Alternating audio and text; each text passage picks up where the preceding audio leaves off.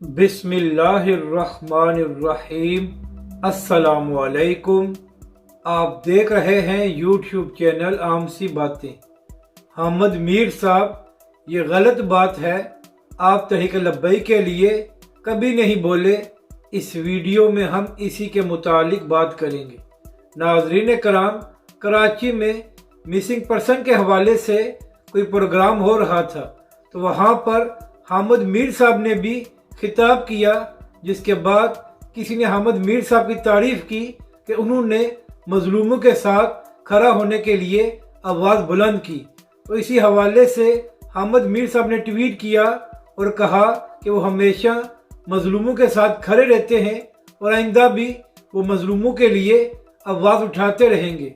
मगर हामिद मीर साहब, ये आपकी बात मुकम्मल तौर पर ठीक नहीं है। अगर आप सिर्फ पिछले 4 साल ले लें तो आपको मालूम हो जाएगा कि तहरीक लब्बैक पाकिस्तान के साथ क्या किया गया। अल्लामा खादिम हुसैन रिजवी अलैहिर्रहमा को माजूरी की हालत में गिरफ्तार किया गया और जो सलूक उनके साथ पुलिस ने किया था वो अल्लामा खादिम हुसैन रिजवी अलैहिर्रहमा खुद बयान करके चले गए हैं।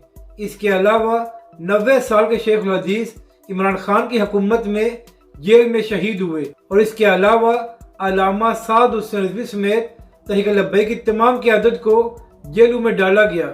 यहाँ तक कि सैयदजादों को हथकड़ियाँ लगाकर अदालतों में पेश किया जाता रहा। मगर हामिद मीर साहब, आपने कभी भी तहरीक लब्बैक पाकिस्तान और उसके कारकुनों के लिए आवाज़ बुलंद नहीं की और ना ही आपने कहा कि तहरीक लब्बैक के साथ जुल्म हो रहा है और तहरीक लब्बैक के कारकुनों का बिला वजह खून बहाया गया है। तो इसलिए हामिद मीर साहब, आप ये ना कहें कि आप हमेशा सब मजलूमों के साथ खड़े रहते हैं, बल्कि आप ये बात करें कि आप अपने मनपसंद मजलूमों के साथ खड़े होते हैं और आपको तहरीक लब्बैक के साथ होने वाला जुल्म कभी नज़र नहीं आया। अपनी राय का ज़रूर इजहार करें कि आपको ये वीडियो कैसी लगी और हमारे इस चैनल को भी सब्सक्राइब करें।